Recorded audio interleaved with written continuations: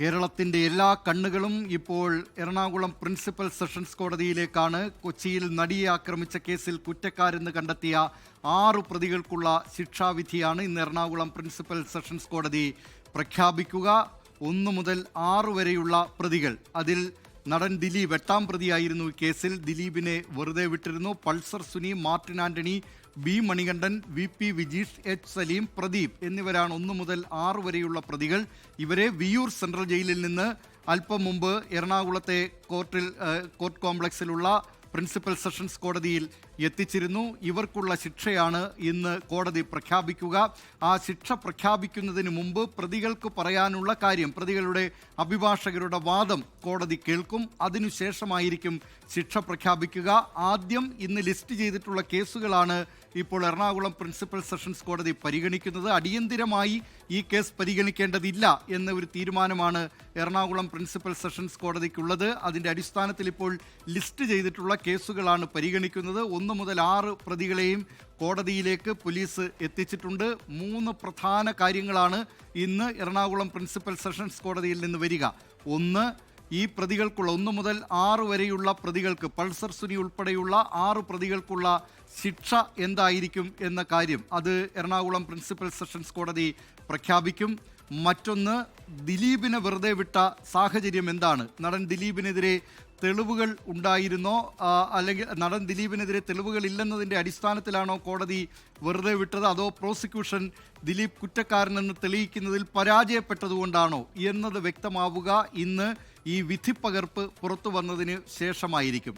ഇതിൽ തന്നെ ഇപ്പോൾ തന്നെ അതിജീവിതയുടെ അഭിഭാഷക പറഞ്ഞിട്ടുള്ളതുപോലെ മെമ്മറി കാർഡിൻ്റെ ഹാഷ് വാല്യൂ മാറിയത് സംബന്ധിച്ചുള്ള കാര്യങ്ങളൊക്കെ ഈ വിധി പ്രഖ്യാപനത്തിൽ ഉണ്ടാകുമോ, ഈ വിധിപ്പകർപ്പിൽ ഉണ്ടാകുമോ എന്നതടക്കമുള്ള കാര്യങ്ങൾ ഇനി അറിയാനിരിക്കുന്നതേയുള്ളൂ. ഏതായാലും ആ നിലയിൽ ഈ കേസുമായി ബന്ധപ്പെട്ട് നടൻ ദിലീപിനെ വെറുതെ വിടാനിടയായ സാഹചര്യം എന്താണ് എന്നത് വിധിപ്പകർപ്പ് വരുമ്പോൾ അറിയാം. മറ്റൊന്ന്, നടൻ ദിലീപ് തൻ്റെ പാസ്പോർട്ട് വിട്ടു നൽകണം എന്നാവശ്യപ്പെട്ടുകൊണ്ട് എറണാകുളം പ്രിൻസിപ്പൽ സെഷൻസ് കോടതിയെ സമീപിച്ചിട്ടുണ്ട്. നേരത്തെ ഈ കേസിൽ പ്രതിയാക്കിയ സാഹചര്യത്തിലാണ് പാസ്പോർട്ട് കോടതിയിൽ ഹാജരാക്കിയിരുന്നത്.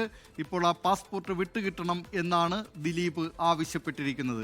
ഇതിനൊക്കെയുള്ള ഉത്തരം ഇന്ന് എറണാകുളം പ്രിൻസിപ്പൽ സെഷൻസ് കോടതിയിൽ നിന്നുണ്ടാകും. അതുകൊണ്ട് തന്നെ എല്ലാ കണ്ണുകളും എറണാകുളം പ്രിൻസിപ്പൽ സെഷൻസ് കോടതിയിലേക്കാണ്. ഇപ്പോൾ കോർട്ട് കോംപ്ലക്സിൽ നിന്ന് വിപിൻ സി വിജയൻ കൂടി ചേരുകയാണ്. വിപിൻ സി വിജയൻ, എന്താണ് ഇപ്പോൾ അവിടെ സംഭവിക്കുന്നത്?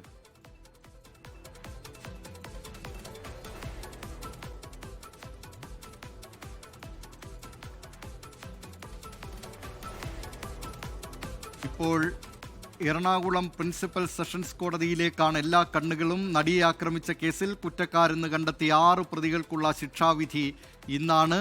ലിസ്റ്റ് ചെയ്തിട്ടുള്ള മറ്റ് കേസുകൾ പരിഗണിച്ച ശേഷമായിരിക്കും ഈ ശിക്ഷാവിധിയിലേക്ക് കോടതി കടക്കുക. ഇപ്പോൾ കോർട്ട് കോംപ്ലക്സിൽ നിന്ന് വിപിൻ സി വിജയൻ കൂടി ചേരുകയാണ്. വിപിൻ സി വിജയൻ, ഇന്ന് എല്ലാ കണ്ണുകളും ഇപ്പോൾ കോടതിയിലേക്കാണ്. ചില കാര്യങ്ങൾക്ക് കോടതി അതിൻ്റെ ഉത്തരം നൽകും എന്നാണ് കരുതുന്നത്. അതിലേറ്റവും പ്രധാനപ്പെട്ട ഒരു കാര്യം ഈ ശിക്ഷാവിധി തന്നെയാണ്. 1 മുതൽ 6 വരെയുള്ള പ്രതികൾക്ക്, പൾസർ സുനി ഉൾപ്പെടെയുള്ള പ്രതികൾക്ക് എന്ത് ശിക്ഷ നൽകും എന്നതാണ് ഏറ്റവും പ്രധാനപ്പെട്ട കാര്യം.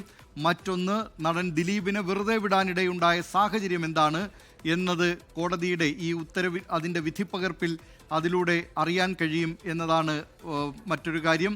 മറ്റൊന്ന്, ഈ നടിയെ ആക്രമിച്ചതുമായി ബന്ധപ്പെട്ട് ആക്രമിച്ചതിൻ്റെ ആ മെമ്മറി കാർഡ്, അത് ചിത്രീകരിച്ചിരുന്ന മെമ്മറി കാർഡിൻ്റെ ഹാഷ് വാല്യൂ, അതായത് പലരും ആ മെമ്മറി കാർഡ് കണ്ടിട്ടുണ്ട് എന്നതടക്കമുള്ള കാര്യങ്ങളിൽ അത് കോടതി എന്തായിരിക്കും അതിൻ്റെ വിലയിരുത്തൽ തുടങ്ങിയ കാര്യങ്ങളൊക്കെയാണ് ഇനി അറിയാനുള്ളത്. ഏതായാലും ഇതുമായി ബന്ധപ്പെട്ടുകൊണ്ട് ഇപ്പോൾ എന്താണ് അവിടെ നിന്ന് പറയാൻ കഴിയുന്നത് കോർട്ട് കോംപ്ലക്സിൽ നിന്നും?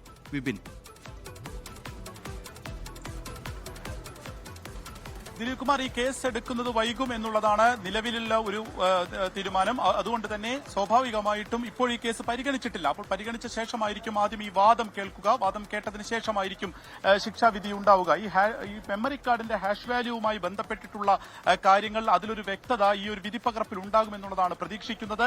ആ കാര്യങ്ങൾ തന്നെയാണ് ഇപ്പോൾ നടിയുടെ അഡ്വക്കേറ്റ് ആയിട്ടുള്ള ടി ബി മിനി വ്യക്തമാക്കുകയും ചെയ്തിട്ടുള്ളത്. 1 മുതൽ 6 വരെയുള്ള പ്രതികളെ നേരത്തെ തന്നെ കോടതിയിലേക്ക് എത്തിച്ചിരുന്നു. പക്ഷേ ഈ കേസ് പരിഗണിക്കുന്നത് ചോദിക്കുന്നത് നിലവിൽ ലിസ്റ്റ് ചെയ്തിട്ടുള്ള കുറച്ച് കേസുകളുണ്ട്. ആ കേസുകൾക്ക് ശേഷം ഇതിലെ ശിക്ഷയുടെ വാദം കേൾക്കാം എന്നുള്ളതാണ് ജഡ്ജ് ഹണിയം വർഗീസിന്റെ ബെഞ്ച് തീരുമാനിച്ചിരിക്കുന്നത്. ഈ 1 മുതൽ 6 വരെയുള്ള പ്രതികൾക്കും കൂട്ടബലാത്സംഗമാണ് ഒരു പ്രധാന വകുപ്പായി ചുമത്തിയിരിക്കുന്നത്. അങ്ങനെ ചുമത്തുമ്പോൾ 20 വർഷം വരെ അതിൽ തടവ് ലഭിക്കാം. 20 വർഷം എന്ന് പറയുമ്പോൾ സാധാരണഗതിയിൽ ഒരു 14 വർഷമൊക്കെയാണ് ഒരു ജീവപര്യന്തം. ഒരു പക്ഷേ ഇരട്ട ജീവപര്യന്തത്തിലേക്ക് പോയാലും അത് ഇതിൽ അത്ഭുതപ്പെടാനില്ല എന്നുള്ളതാണ് കോടതിയിൽ നിന്ന് ലഭിക്കുന്ന പ്രാഥമികമായിട്ടുള്ള വിവരം. അപ്പോൾ ഉച്ചയോട് കൂടിയിട്ടായിരിക്കും ഈ കേസിൽ വാദം കേൾക്കുക എന്നുള്ളത് കൂടിയാണ് ഈ ഒരു ഘട്ടത്തിൽ വ്യക്തത വരുന്നത്. ദിലീപ് കുമാർ. ലോകത്തെവിടെയായാലും ഏത് സമയത്തും 24 വാർത്തകളും ഓഗ്മെന്റഡ് റിയാലിറ്റി പാക്കേജുകളും എക്സ്പ്ലെയിനറുകളും വിശദമായി കാണാൻ ഞങ്ങളുടെ യൂട്യൂബ് ചാനൽ നിങ്ങൾക്ക് സബ്സ്ക്രൈബ് ചെയ്യാം.